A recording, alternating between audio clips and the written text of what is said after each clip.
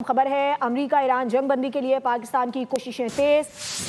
پاکستان بھرپور سفارتی سرگرمیوں میں مرکز اور محور بن گیا۔ پاکستان کی امریکی اور ایرانی قیادت سے رابطے، پاکستان کی امریکہ اور ایران کو مذاکرات کی میز پر بٹھانے کی کوششیں۔ ترجمان وائٹ ہاؤس نے بھی اعلیٰ سطح رابطوں کی تصدیق کر دی ہے۔ اسی پر بات کریں گے اپنے نمائندے سلمان آوان سے۔ سلمان، کیا اپڈیٹس ہیں اس حوالے سے مزید؟ جی بالکل، اس وقت ایک بھرپور بیک ڈور ڈپلومیسی یا شٹل ڈپلومیسی جاری ہے، جس میں پاکستان کے ساتھ ترکی اور مصر بھی انتہائی اہم کردار ادا کر رہے ہیں، اور ان تینوں ممالک کی کوشش ہے کہ کسی طریقے سے جلد از جلد جنگ بندی کا معاملہ جو ہے وہ سامنے آئے اور دونوں ممالک یعنی کہ امریکہ اور ایران مذاکرات کی میز پر بیٹھیں اور جو بات چیت ہے وہ آگے بڑھے۔ اس کے لیے آپ دیکھ رہے ہیں کہ کل سے خاص طور پر انٹرنیشنل میڈیا کے اندر بھی یہ معاملات جو ہیں وہ سامنے آ رہے ہیں، اور اس میں اسلام آباد جو ہے اس کے حوالے سے کہا جا رہا ہے کہ ایک ممکنہ وینیو ہو سکتا ہے اسلام آباد۔ امریکہ اور ایران کے درمیان جو جنگ بندی کے حوالے سے بات چیت ہے، مسئلے کے حل کے لیے بات چیت ہے، اور اس حوالے سے جو بیسک ابھی جو پوائنٹ ہے، جو سمجھنے کی چیز ہے، وہ یہ ہے کہ ایک انتہائی زبردست قسم کی انتہائی بھرپور قسم کی جو بیک ڈور ڈپلومیسی ہے وہ جاری ہے، جس میں پاکستان ایک انتہائی کلیدی کردار ادا کر رہا ہے، کیونکہ پاکستان کے اس وقت ایران کے ساتھ، امریکہ کے ساتھ انتہائی اچھے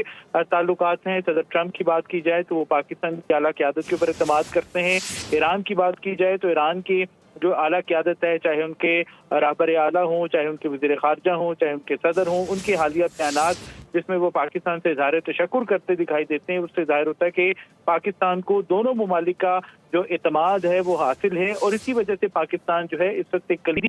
کردار ادا کر رہا ہے۔ اس کے علاوہ جو ایک اور امپورٹنٹ ملک ہے وہ ہے اس کے اندر مصر شامل۔ مصر کو عرب دنیا کے سب سے بڑے ملک کی حیثیت حاصل ہے، ایک طاقتور ملک کی حیثیت حاصل ہے، اور مصر کی جو ایک یونیک پوزیشن ہے وہ یہ ہے کہ مصر کے عرب ممالک کے ساتھ بھی تعلقات ہیں اور اسرائیل کے ساتھ بھی اس کے ساتھ تعلقات ہیں۔ اسی طرح ترکی کا ایران کے ساتھ بھی بارڈر ملتا ہے، اور ترکی کے اگرچہ خوشگوار تعلقات نہیں ہیں اسرائیل کے ساتھ، لیکن بہرحال ان کا کوئی نہ کوئی ڈپلومیٹک لنک موجود ہے۔ لیکن اس وقت تمام تر صورتحال کو جو لیڈ کرتا ہوا ملک ہمیں دکھائی دے رہا ہے وہ ہے پاکستان، اور پاکستان کے اوپر دونوں ممالک کا اعتماد جو ہے وہ ممکنہ طور پر اسلام آباد کو ایک وینیو کے طور پر سامنے لا سکتا ہے۔ لیکن ابھی فی الحال جو ہے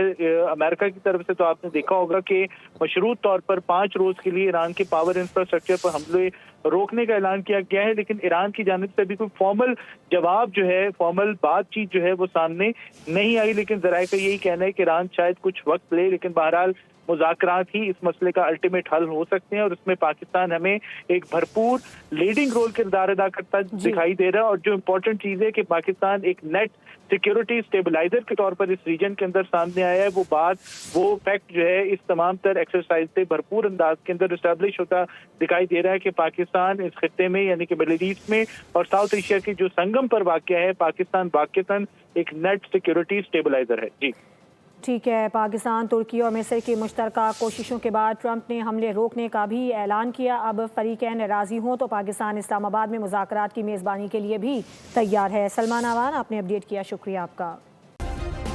سبسکرائب کریں اور بیل دبائیں تاکہ کوئی خبر رہ نہ جائے۔